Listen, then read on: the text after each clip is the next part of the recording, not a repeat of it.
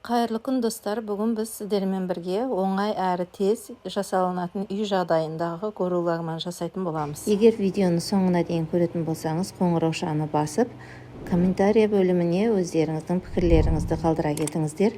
Ал каналыма тіркелмеген болсаңыздар, тіркеліп, осы видеоны достарыңызбен бөлісе отырыңыздар. Ең алдымен бізге ет керек, менде сиыр еді, және пияз, аздап сарымсақ, сосын түрлі түсті светофор, болгар бұрышы, қызанақ және 40 қабат керек. Бірінші етімізді турап аламыз. Қалаған көлемде турауларыңызға болады. Мен 4 бұрышты қылып ірі қылып турадым. Менде сиыр еді. Етті кішкене мұздатқышта, я болмаса тоңазытқышта салып турасаңыздар оңай әрі тез туралады. Барлығын осылай ұсақтап 4 бұрышты кубик қысатып турап алдым. Етіміз дайын. Енді пиязымызды ірі қылып осындай соломка ұқсатып тураймыз. Кубик қылып турасаңыздар да болады, маған бірақ осындай ірі қылып тураған ұнайды. Келесі кезекте бізде тәтті қызыл болгар бұрышы, оны да ірі қылып турап алдым. Сосын сарымсақ 2 бас, зубчик дейміз, майдалап турап аламыз оны да. Сарымсағымыз дайын. Келесі кезекте бізде 40 қабат орам жапырақ деп те атаймыз. 40 қабатта да мен осылай ірі қылып турап алдым. Ендігі кезекте бізде қызанақ. 2 дана қызанақты осылай, бұны да ірі қылып тураймын. Негізі қызанақ сусыз болғаны жақсы. Міне қызанағымызды турап дайындап алдық.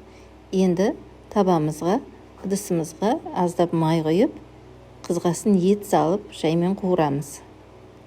Оты бір қалыпты болу керек, шілей қатты да болмау керек. Еттің өзінің суы шығып, қашан суы тартылғанға дейін әдемілеп қуырамыз. Ет жұмсарады, кішкене түсі де өзгереді. Аздап бұрыш, дәміне қарай тұз салыңыздар. Сосын келесі кезекте бізде пиязымыз. Кішкене қызарғанша қуырамыз. Осылай араластырып тұру керек, күйіп кетпеу үшін.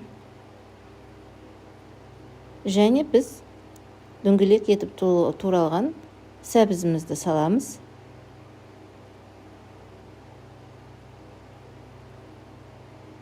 Оны да жақсылап қуырып аламыз.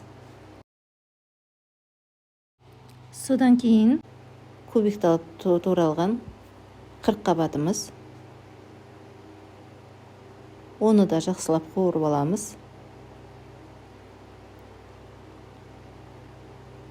Қоспамыздың барлық түстері басқаша реңк бере бастайды. Сосын қызанағымызды саламыз. Қызанақ пен тәтті бұрышты екеуінің арасын ұзартпай, дереу салған дұрыс. Міне енді тәтті бұрышымызды салдық. Тым қатты қуырмаймыз, шамалы ғана қуырамыз.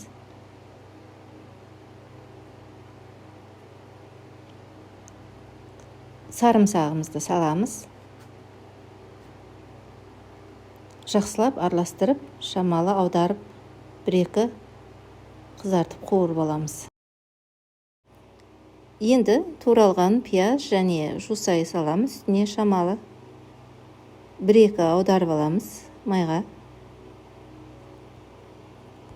Сондай-ақ лагманға арналған дәмдеуіш 1 шай қасық қосып жіберуге болады. Мен қостым.